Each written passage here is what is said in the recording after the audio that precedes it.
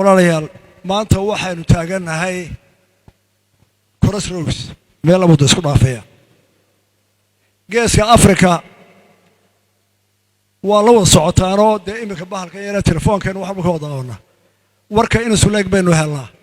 aqoontana dhalinyaradu iminka iyadaaba badiso baalka aad u akhrida maanta geeska Afrika inuu ku noolahay waxa ka dhacaya waa arkaysaa duruufaha inagu xeeran waa arkaysaa dalalka inagu xeersan oo dariska wadnahayna waa arkaysaa maanta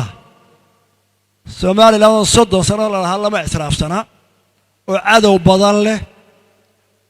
kii cadow ugu weyn ahaa ee 8 sano u dambeeyay Soomaaliland dagaalamay 4 sano u dambeeyay ee Soomaaliland lahaayeen la ictiraafin ee qofkii salaamo ee ixtiraamaba xiriirka u jarayay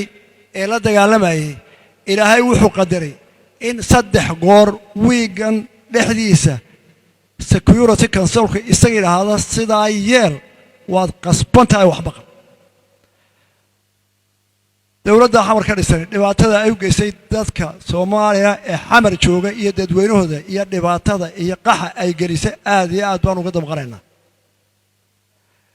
Soomaaliya maamulka iyo dadka hogaamiye iyo siyaasadda talaxooda aanu isaynaayo shacbiga walaalaha iyaga Soomaaliya marna dhibaato lama rabno haddaanu haynana waa u gurman lahayn markay dhibaato dhacdana waa u gurmanaa oo mar iyo lababa oo dhibaatooyin dhaceen baladweyne iyo jawhar iyo intaan ku arkaa waa ka taraa maantana aad baan uga walaacanay oo uga naxnoon uga damqanay markaan horena xamar oo dib dagaal uga dabaalmayo aad iyo aad baan uga xumaanay eedaana waxa leh dawladdii hoggaanka haysay oo damacday dadkii inaanay dhageysan iyadoo waqtigeedii dhamaaday waxa Ilaahay mahadiya in caalamkii oo dhan iyo shacab oo dhan ku qasbeen maanta dawladdii dhagaha adkeyd inay ku soo noqoto halkii shacabka iyo caalamku rabeen oo caawa xamar nabad tahay oo baladweyne nabad tahay oo gaalkacyo nabad tahay oo qof Soomaaliyeed maanta gurigiisa aanu ka qaxayna dad Soomaaliyeed baan nahay Soomaalida ku dhaata dooriyeen wanaagsanaato laakiin danteena ay saseegtay aan colaad shacabka u hayn waxaan amaanayaa siyaasiyiinta ilaa shalay wadada toosan ku soo noqday madaxweynaha waqtigiisu dhamaaday xalay markuu hadlayay mar qura ma qiran qaladaadkiisii mar qura ma xaaban iska dhaafeen ugu xiiqaynaa eenu 4 sano u murmanay Soomaaliland ma tahay karo diyaarado yaari tagin badda waan ka xidhayaa waan qasbayaa ciidan baan soo tababaranayaa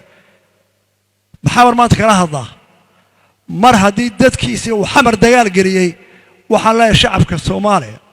ee xamar ku nool ee baladweyne ku nool ee baydhabo jooga ee gaalkacyo jooga bal 30 sanadood oo waxa maanta aragteen ee maanta dhibaatada iska gaadhay baa naga haysta dawladda xamar ka dhismay kan ilaa kuwii ka horreeyay shacab ahaan waxaan ka codsanaynaa in ogaataan inaana dadka nabcayn ee qadanteenu isdiiday waxa maanta ka sasteen ee ka yaabteen caalamka yaabay ay 30 sano naga haysteen madaxdiina iyo dadka idin taliya taana taasaan ku dhaafaya